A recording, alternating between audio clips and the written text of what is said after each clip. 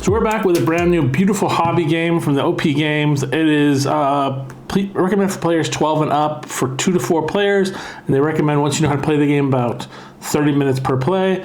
It is called Witches, and it is created by Manny Vega and with art by Sandara Tang. So let's open this up and talk a little bit more about this game. I say hobby because it is a game where it's, you know, more people who are in the field than like just a casual gamer or a family gamer environment. But it's all about trying to set up a tea stall and serving in a whole country or township with tea with a little bit of witchcraft involved. And so it's a very large box inside. I just want to say, look at that beautiful art inside the box there. Gorgeous. Inside we got a little guide for other games they've come up with. Then you've got your actual super solid guidebook. You've got this whole section here we'll go into. And then pieces for the board. Cardboard protective piece. The fold out board. Wow.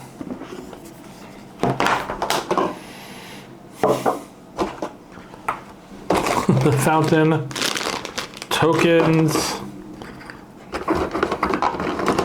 These are really well built and designed, so cool. And then we've got 2 decks. A little standy piece. I also want to talk about this piece here. This is just a really cool custom-made insert for the box, molded plastic specifically to hold all the pieces. It has guides on the inside that indicate what goes where in it, which is really nice. You just don't really get that a lot in board games, so like they really went the extra step, and you can't be mad at them for that.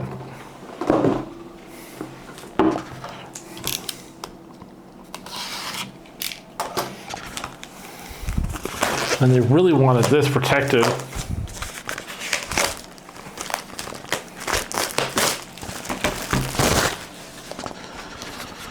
Okay, so we got our scoring cards and summoning and guide cards. Then we've got our tracker for scores, player committed results. Got individual player boards. And then we've got all of our punch cards with all the crazy things within them. Whew.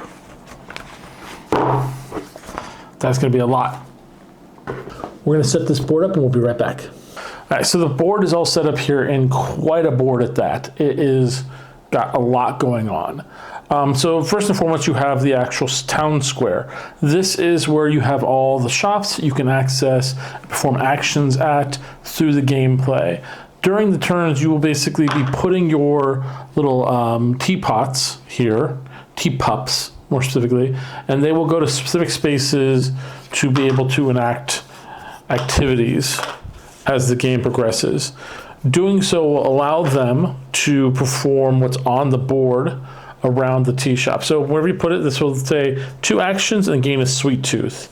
But there you gain the 2 actions in that token there, iCube, so on and so forth.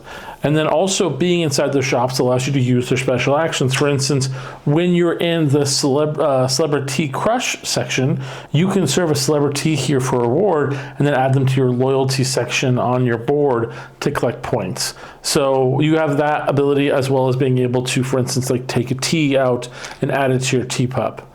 So during the gameplay, the first thing we do is we're going to start with our turn, and that requires you to use your board. So on your board, you have hex board spots.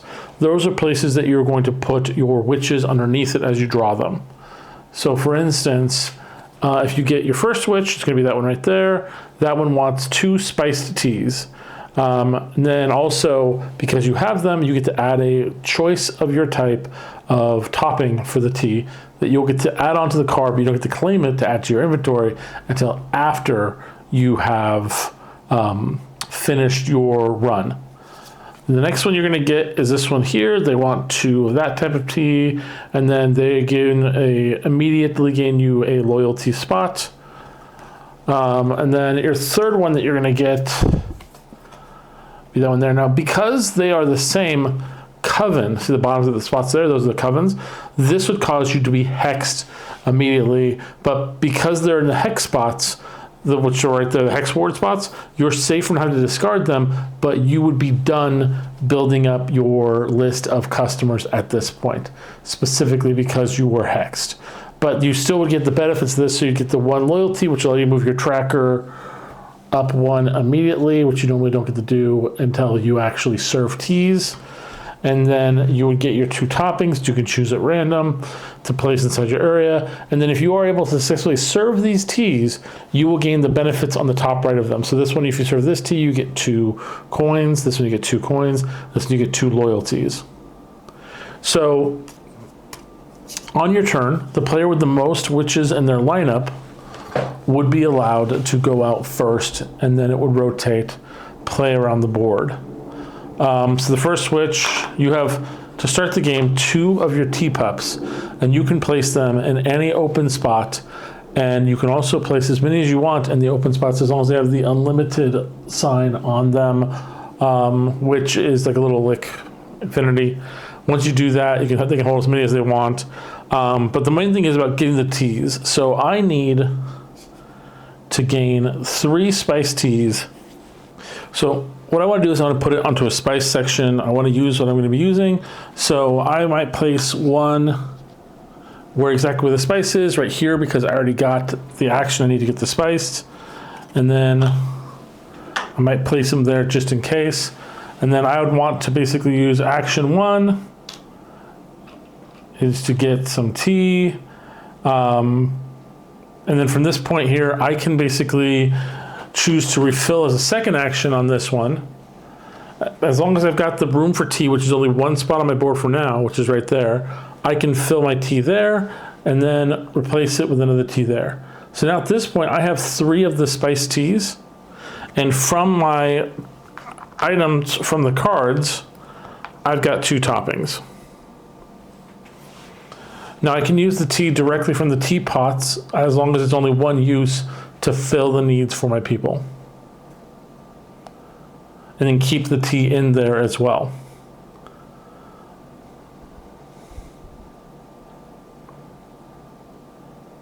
Now I've used all 3 of the actions that are the actual actions, I can then also grab the random toppings of my choice. So just in case I need it, I'll grab that topping for one of them, that topping for the other, and another sweet tooth. And I just have that ready to go for maybe other future types of teas. Now from this point forward, I can also use the benefits of the boutiques. The boutiques allows you specifically to buy upgrades here and place them in your hut. A small is 2, a medium is 4, and a large is 6.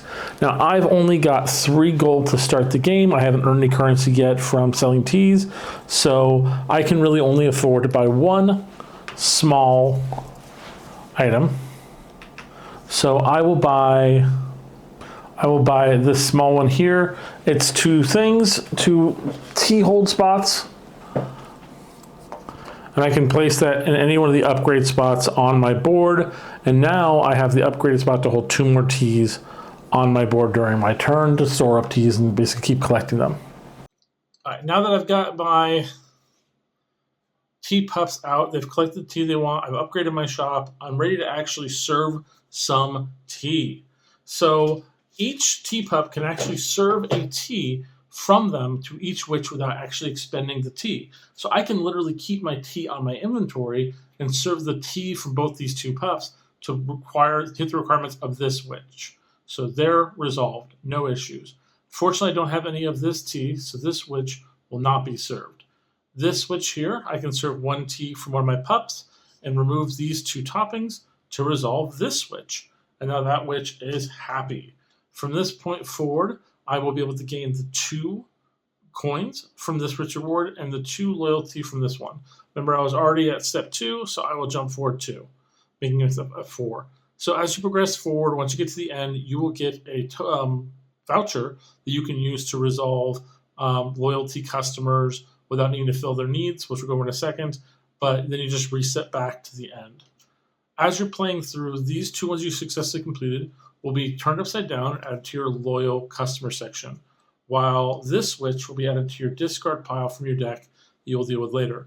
When you do with a new round, each time, after you get your witches on your hex line, you will then reveal these and have to serve these witches again, or they will basically be removed from your loyalty customers. You'll still get the benefits from them from the top right. You won't get the draw benefits on the bottom of them.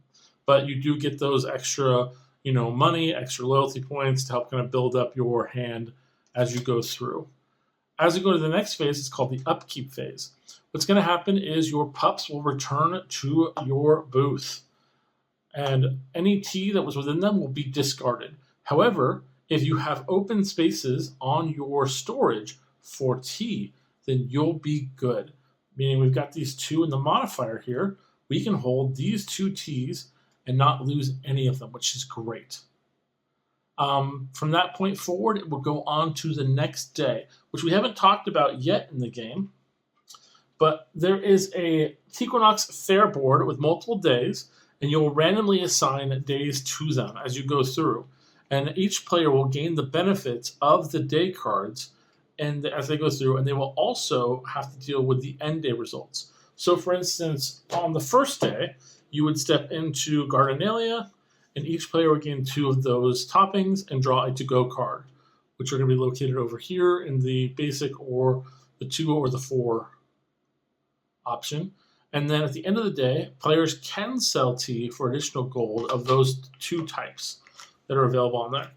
At the end of that, you will then move on to the next day, which is day 2 for us in this play, would be Witchella. And you would move on to Witchella, and then all players at the start gain 2 the Sweet Tooth toppings and draw to go card. At the end of the turn, they can buy a loyalty reward coupon for 3 gold, which is an interesting idea. Additionally, at the end of the day, all the celebrity teas that were not served will basically be discarded, and then new celebrity teas will be drawn, and all of the upgrades in the full moon market will be collected up and then added to the warehouse, and a whole new set will be drawn here. Now, the warehouse will be a little bit cheaper than the upgrades from the full moon market, but they do get cycled out eventually, so things will keep getting cycled in and out as it progresses forward.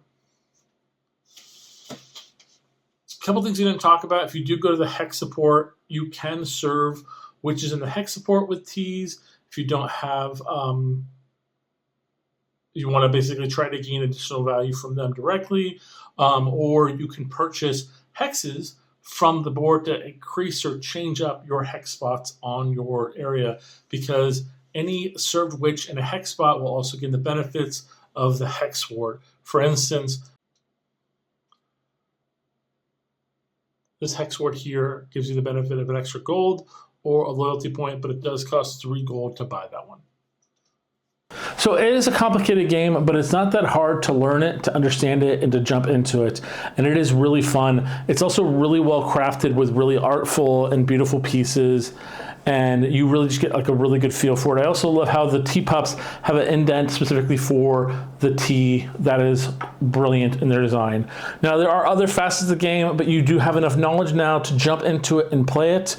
And it is super cool. So hopefully you guys pick this game up for yourself. Hopefully you guys get a good run through of it as well. And we will see you guys next Friday for our next Rants review.